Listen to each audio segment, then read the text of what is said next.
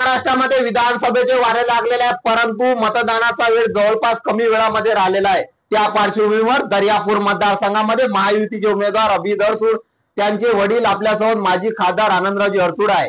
एकाकडे त्यांच्यावर टीका केली जात आहे। माजी खासदार हे भाजपच्या स्टार प्रचारक आहेत नवनीत राणा, परंतु परिस्थिती कशी आहे या हिशोबाने संपूर्ण विश्लेषक आपण आनंदरावजी अडसूळ यांच्याकडून ऐकण्यासारखं आहे। खऱ्या अर्थाने मी मागच्या वेळेला वाचतो आताच्या लोकसभेला तर या अमरावतीतला कुठलाही माणूस श्रेष्ठ माणूस सांगेन तुम्ही चांगल्या मताने निवडून आलात।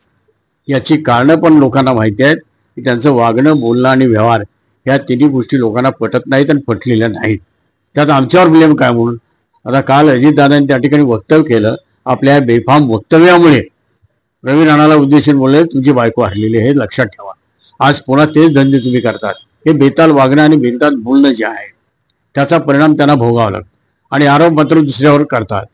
आता हे का भोगावं लागलं की केवळ आमची एवढी ताकद असती तिला पाडायची तर इथून आम्ही पाडली असती ना, आम्ही घरी इथे मुंबईला का बसलो असतो आम्ही।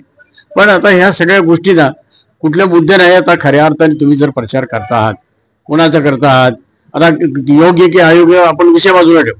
प्रचार काय करायला पाहिजे, बुंदिलीने ही कामं केली होती आणि बुंदिली हे कामं करतील आहे का विषय तिथे। म्हणजे बुंदिलीच्या वतीने तुम्ही येता त्यावेळेला बुंदिली काय करणार आहे तुमचा उमेदवार आता आहेत। एक लहान बाळ फिरवावं तसं तुम्ही फिरवताय। लहान बाळाला पण असं खांद्यावर घेऊन फिरवतो ना तसं त्याला फिरवत आहे।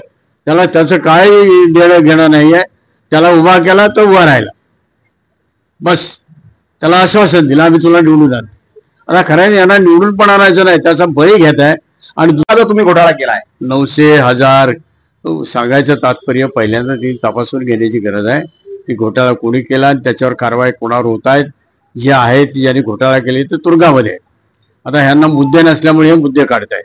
हा पहिला भाग, ज्यांनी घोटाळा केला त्याला रिसर EOWने अरेस्ट केलेला आहे आणि त्याप्रमाणे आजही तुरुंगात काही मंडळी आहेत।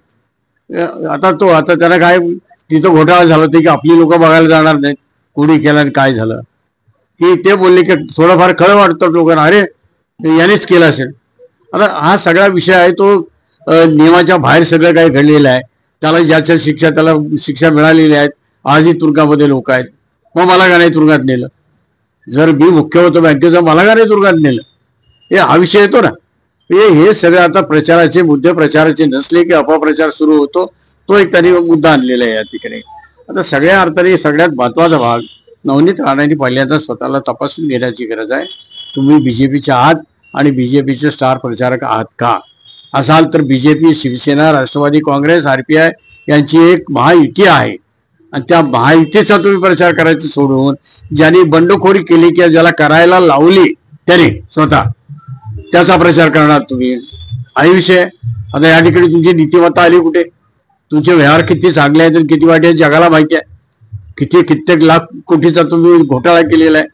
आज घोटाळ्याचे आरोप दुसऱ्यावर 2009ला कोणी निवडून दिला अभिजितला या जनतेने ना। मग त्यावेळेला खऱ्या अर्थाने जे पार्सल म्हटलं असतं मी समजू शकलो असतो। निवडून दिला त्यांनी 5 वर्ष कामं केली, आता पुन्हा उभं राहणार त्याच्या अगोदर 80-90 कोटीची कामं आणली आणि कामं मार्गी लावली।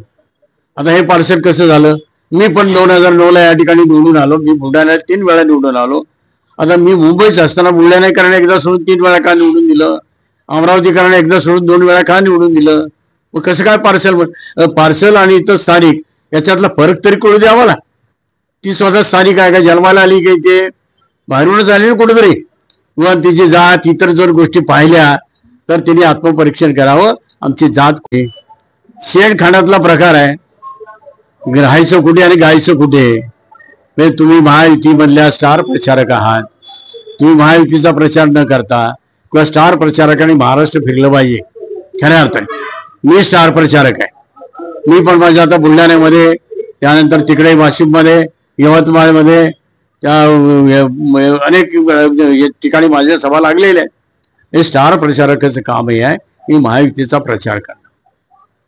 आपल्यासोबत होते आनंदरावजी अडसूळ माजी खासदार, त्यांनी संपूर्ण अशी माहिती दिली का कोणी आपल्यावर टिप्पणी करो परंतु माझं मार्गदर्शन माझ्या मुलाचं दर्यापूर मतदारसंघामध्ये मी संपूर्ण परिचित असलेला एकमेव व्यक्ती, मला सुद्धा खासदारकीच्या वेळेस निवडून दिलं आणि माझ्या मुलाला सुद्धा निवडून दिलं, तर मग आयात आला कुठून अशी परिस्थिती त्यांनी यावेळेस स्पष्ट केलेली आहे। येणारा काळ बघू दर्यापूर मतदारसंघाचा आमदार होईल तरी कोण। कॅमेरामन के साथ नासिर शाह, एबी न्यूज, दर्यापूर।